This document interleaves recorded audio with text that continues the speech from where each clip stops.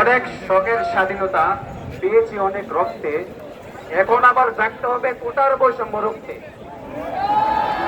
প্রিয় সংগ্রামী সাথীগণ, আমি জানি আপনারা ভালো নেই, কারণ পাকিস্তানে 23 বছর বৈষম্যের অবসান ঘটি 1971 সালে আমরা পেয়েছি সোনার একটি দেশ, কিন্তু আজ 56% কোটার নামে সেই বৈষম্যটি আজ আবার জেগে উঠেছে। প্রিয় সংগ্রামী সাথীগণ, যদি 56% সেই কোটাটি সেই স্বাধীনতার মান খণ্ড করে, তাহলে এই কোটার কবর রচনা করতে হবে।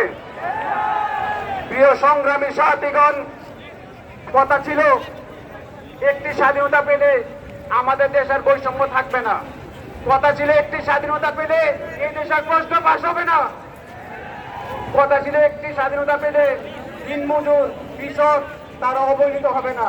কিন্তু আমরা আজকে দেখতে পাচ্ছি কি কোটার নামে আজকে বৈষম্যগুলোকে কি জাগিয়ে তোলা হচ্ছে।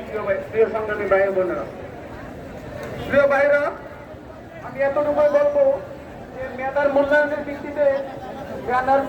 ভিত্তিতে কোটা দেওয়া হোক, কারণ উন্নত দেশগুলোতে মেধার চেয়ে কোটার মান 50% নিচে থাকে।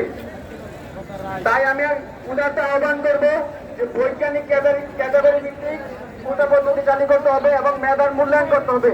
এই উদারত আহ্বান ব্যক্ত করে আমার বক্তব্য এখানে শেষ করছি। উদয়ের পথে শনিকার বাণী, ভয় নাই ওরে ভয় নাই, নিঃশেষে প্রাণ যে করিবে দান, ক্ষয় নাই তার ক্ষয় নাই। প্রিয় সংগ্রামী ভাই বন্ধুগণ, 18কে আবার ফিরে আনতে হবে। এই দেশের সংগ্রাম ছেড়ে কিছু হয় না প্রিয় ভাই বন্ধুগণ।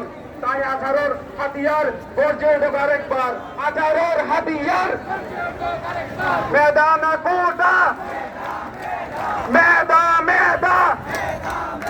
ধন্যবাদ। এখন আমাদের মাঝে গান পরিবেশন করবেন আমি রাকিবুল হাসান রানা এবং